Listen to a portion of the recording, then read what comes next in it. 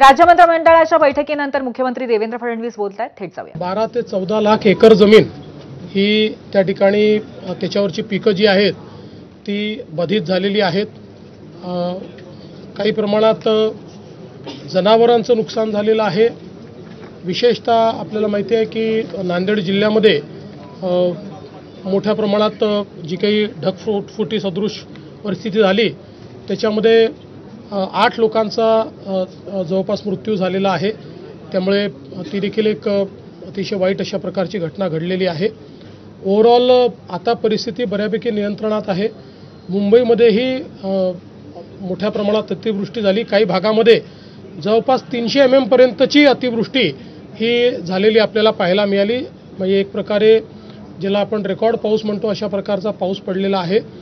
त्यामुळे काही प्रमाणात काही ठिकाणी वॉटर लॉगिंग झालेलं आपण बघितलं, पण त्यानंतर मात्र तिथलं पाणी रिसीड होऊन तिथला ट्रॅफिक सुरू केलेला आहे। जी आपली ट्रेन आहे मुंबईची लाईफलाईन ज्याला आपण म्हणतो अशी आपली जी लोकल आहे सबअर्बन रेल्वे, याचं देखील जे काही प्रवासी वाहतूक आहे ती थोडी धीमी झालेली आहे। काही ठिकाणी ती लेट चाललेली आहे, पण आता बहुतांश ठिकाणी ती चाललेली आहे। पाणी हळूहळू कमी होत आहे। विशेषतः मिठी नदी जी आहे ही धोका पातळीवर त्या ठिकाणी गेल्यामुळे सुरुवातीच्या काळामध्ये 400-500 लोकांना आपल्याला तिथनं इव्हॅक्युएट करावं लागलं, पण आता तिचंही पातळी हळूहळू कमी होते। पण पुन्हा पुढच्या काळामध्ये पावसाचे काही त्या ठिकाणी भाकितं किंवा पावसाच्या संदर्भातले फोरकास्ट हे काही देण्यात आलेले आहेत। त्यामुळे आपण या सगळ्या परिस्थितीवर नजर ठेवून आहोत। आपले जे राज्याचे उपमुख्यमंत्री आहेत एकनाथराव शिंदेजी हे स्वतः त्या ठिकाणी रस्त्यावर जिथे प्रॉब्लेम्स आहेत तिथे गेलेले आहेत। मिठी नदीवर देखील ते गेलेले आहेत आणि त्या ठिकाणी सगळ्या गोष्टी नियंत्रणात आणण्याचा प्रयत्न चाललेला आहे। आपल्याला कल्पना आहे, आपण सुट्टी देखील दिलेली आहे जेणेकरून लोकांवर जाण्याचा ताण पडू नये आणि जास्तीत जास्त लोकांना वर्क फ्रॉम होम देखील जिथे शक्य आहे तिथे करण्याच्या संदर्भातले निर्देश आपण त्या ठिकाणी दिलेले आहेत। आणि आत्ता या क्षणी परिस्थिती बऱ्यापैकी नियंत्रणात आहे, पण पुन्हा पाऊस आणि संध्याकाळी हाय टाईड देखील आहे। त्यावेळी परिस्थिती अजून मला असं वाटतं क्लोजली वॉच आपल्याला करावी लागेल आणि त्या संदर्भातल्या उपाययोजना या आपल्याला कराव्या लागतील। अनेक नद्यांची पाणी पातळी इशारावरून आता धोक्याकडे चाललेली आहे।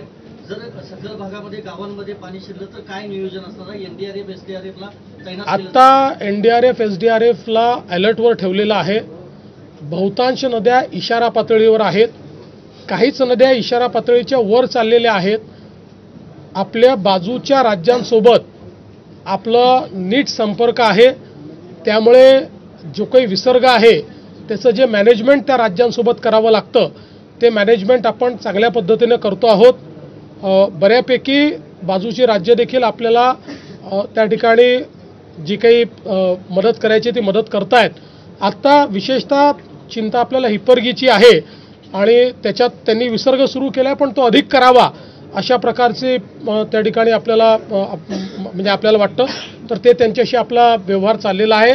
आणि तेलंगणासोबतही योग्य प्रकारचा आपला त्या ठिकाणी संपर्क चाललेला आहे। काही कॅचमेंट्स मात्र असे आहेत की जे कंट्रोल्ड कॅचमेंट्स नाही आहेत, काही कॅचमेंट्स हे अनकंट्रोल्ड कॅचमेंट्स आहेत। त्या कॅचमेंटमध्ये जरा जास्त आपल्याला धोका आहे, तर त्याच्याकडे आपण लक्ष ठेवून आहोत। साहेब, मिठी नदीमध्ये जो परत एकदा प्रश्न उपस्थित होतो की मुंबईमध्ये पाऊस झाला मान्य, पण 300 ml झाल्यामुळे एवढं झालंय की तिथला परत प्रश्न काय आहे, गाळणं निघणं, प्लास्टिक असणं वगैरे या गोष्टी असं आहे। दोन्ही गोष्टी याच्याकरता आहे। एक तर 300 mm पाऊस ज्यावेळेस होतो त्यावेळेस हा मोठा पाऊस मानला जातो। हा काही रेग्युलर पावसापेक्षा किंवा अतिवृष्टीपेक्षाही एक प्रकारे हा जास्ती पाऊस आहे। पण त्यासोबत मागच्या काळामध्ये आपल्याला माहिती आहे की मिठी नदीचं काय झालं, म्हणजे त्याच्यामध्ये कशा प्रकारे घोटाळे झाले याच्या आता सुरस आणि चमत्कारिक कथा आपल्यासमोर येत आहेत। त्याच्यामुळे पूर्वीच्या काळात मिठी नदीमध्ये गाळ काढण्याच्या नावावर ज्यांना काम दिलं होतं त्यांनी काय काय केलं आहे हे आता समोर आलं आहे। तर नव्याने ती कामं हातामध्ये घेऊन राज्य सरकारने महानगरपालिकेला आदेश दिला आहे आणि महानगरपालिका नव्याने आता ते कामं करते।